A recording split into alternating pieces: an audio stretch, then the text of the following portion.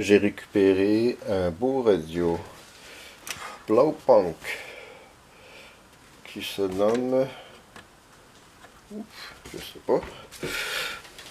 Alors, il a de l'âge. Intéressant parce que les lettres sont gravées à la fois sur la touche et derrière. Donc, même si sur la plupart des touches c'est effacé, on voit seulement le AM. Je vois que c'est FM, Shortwave, AM, Pickup et bien sûr Off. Et ici on a des boutons pour la sonorité, même chose, c'est écrit derrière Hi-Fi, Solo, donc on reprend.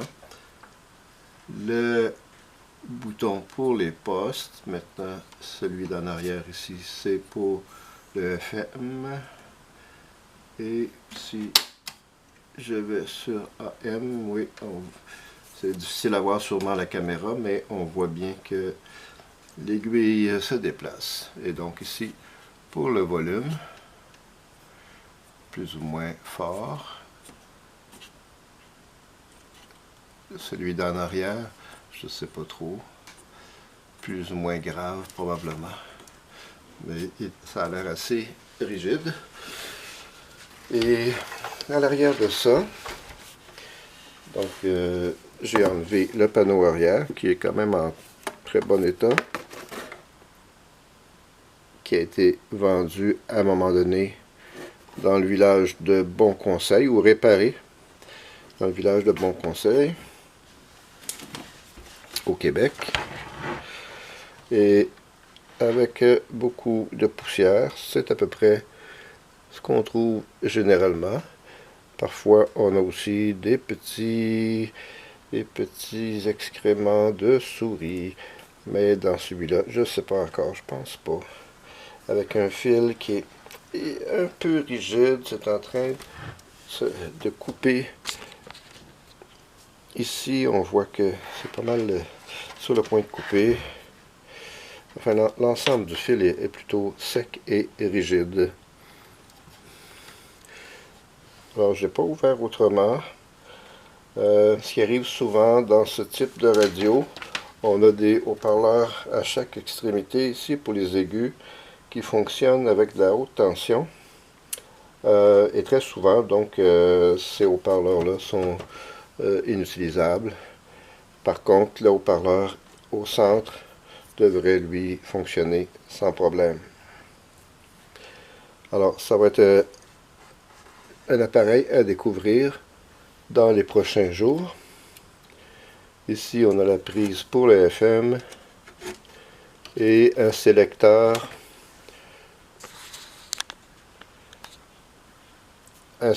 Donc pour la tension 120, 140, 220, 240. Là, ça va être dans ces eaux-là, c'est à vérifier. Et probablement que les deux autres prises ici, un est pour l'antenne d'onde courte et pour le AM, parce que je vois pas d'antenne à l'intérieur.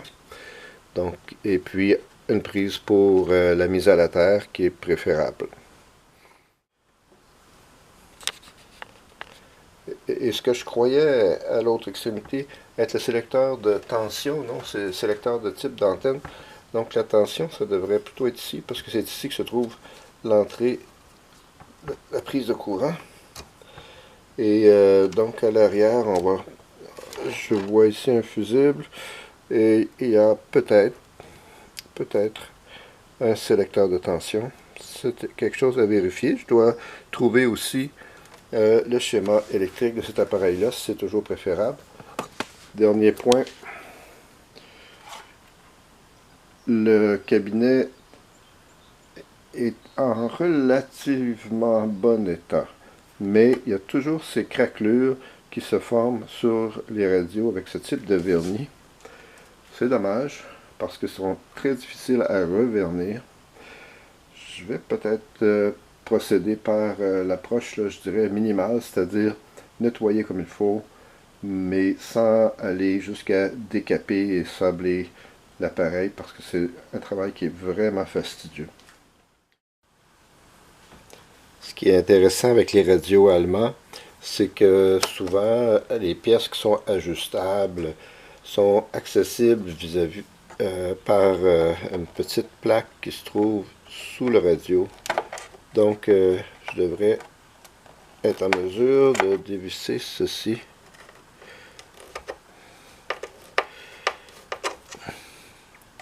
Dans un premier temps pour voir l'état des circuits.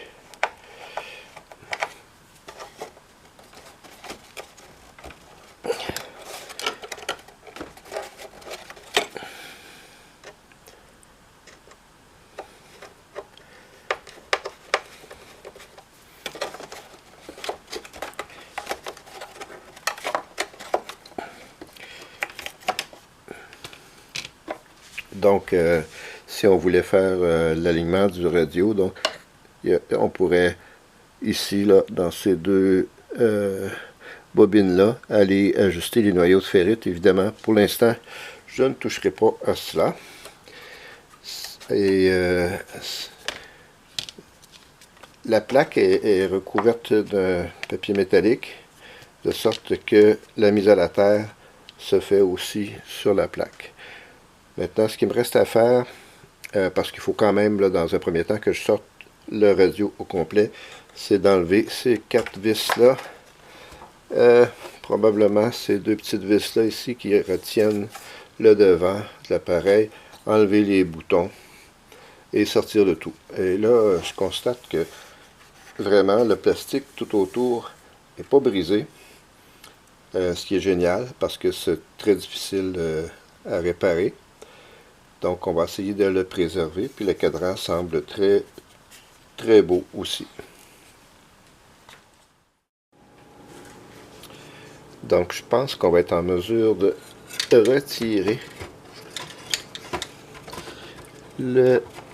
l'ensemble de l'appareil. Toutefois, faut réaliser ici là, que bon, ça c'est le fil d'antenne, je l'ai débranché. Par contre, on a toujours le fil de haut-parleur pour le haut-parleur normal et pour les haut-parleurs de haute fréquence qui sont demeurés en place et c'est soudé.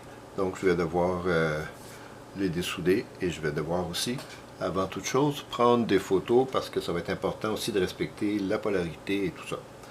Donc c'est ce que je vais faire maintenant.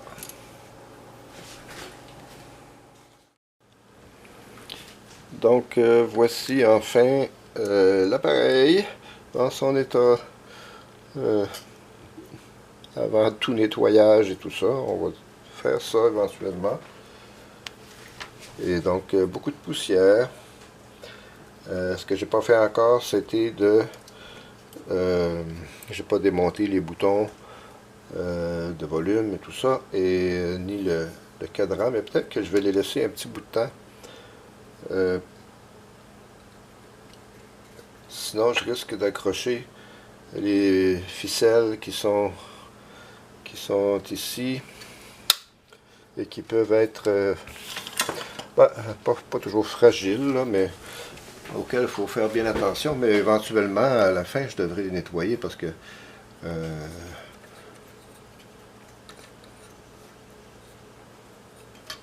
on voudrait là que d'abord ils ne semblent pas fonctionner parfaitement.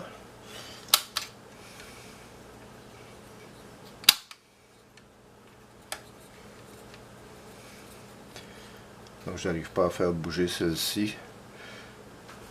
Mais ces pointeurs-là doivent être nettoyés. Bon, il y a aussi, où il y aura là, des petites lampes pilotes à changer. Ça ici c'est mon transformateur de sortie et c'est là aussi que beaucoup de contacts importants sont faits sur ces bornes-là. On pourrait peut-être procéder à un premier test en utilisant seulement les fils ici du haut-parleur central. Alors ici on peut voir que j'ai mis des collants de couleurs différentes pour être plus capable de replacer les fils aux bons endroits sur les haut-parleurs, en particulier celui-là parce que c'est de la haute tension. Et ici, tout simplement, c'est le fil pour le haut-parleur normal que là, j'ai branché sur un haut-parleur d'atelier. J'ai mis aussi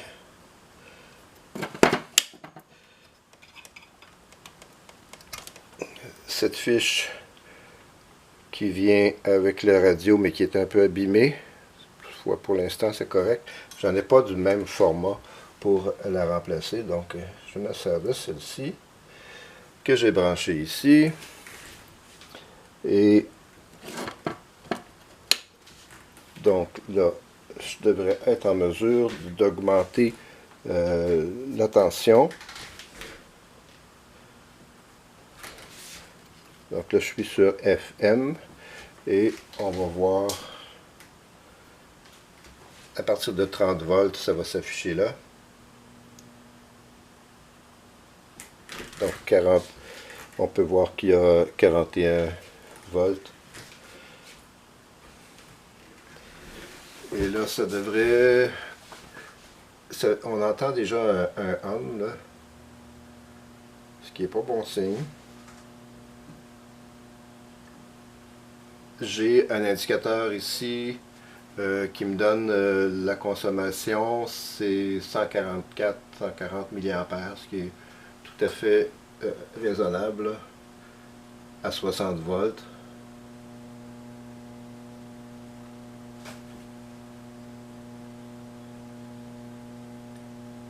Donc je suis presque à 90 volts à 185 mA. Si je vais sur la bande AM, 185, 188 mA, c'est la même chose. Ah, ce bruit-là me dit que j'ai de l'audio. Et ça, effectivement, ça semble être pour être plus ou moins aigu, mais ça fonctionne pas très bien. Donc, j'augmente le volume.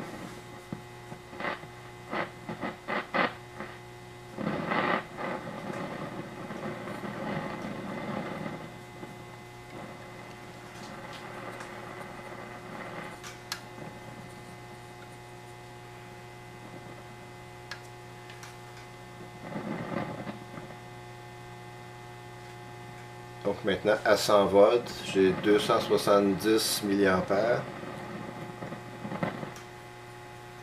Et j'ai certainement presque un radio fonctionnel. Toutefois, le curseur ne va pas se déplacer. Tout arrête de fonctionner, là. Je vais essayer ça. Si je mettais une antenne...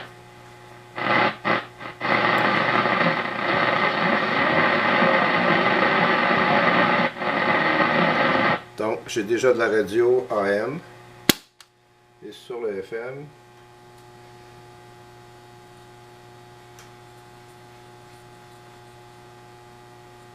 peut-être pas de FM pour l'instant. Bon, puis là, c'est avec mes doigts.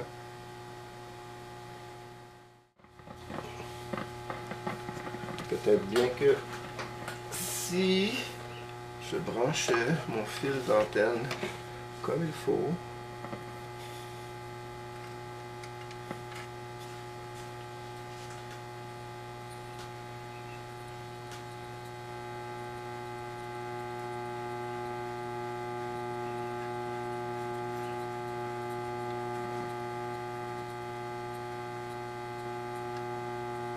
il y a quelque chose, mais évidemment, on peut voir que c'est pas ce qu'on souhaiterait.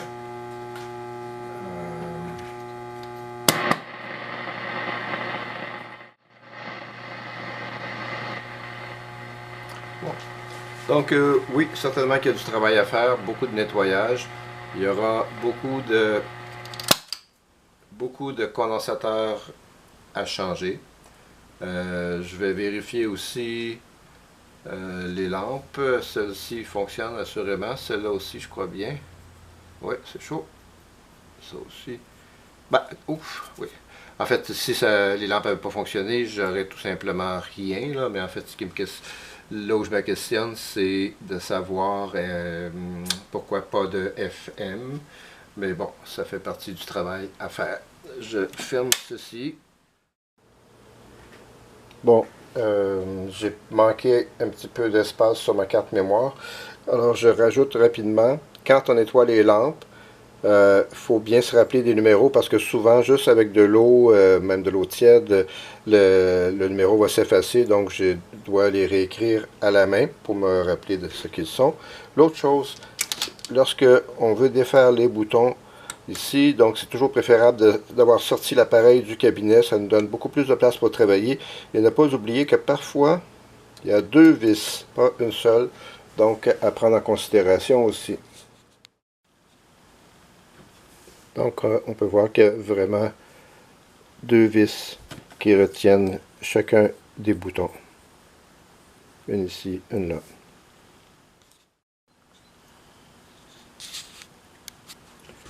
Donc, demain, je vais m'occuper de nettoyer ces boutons.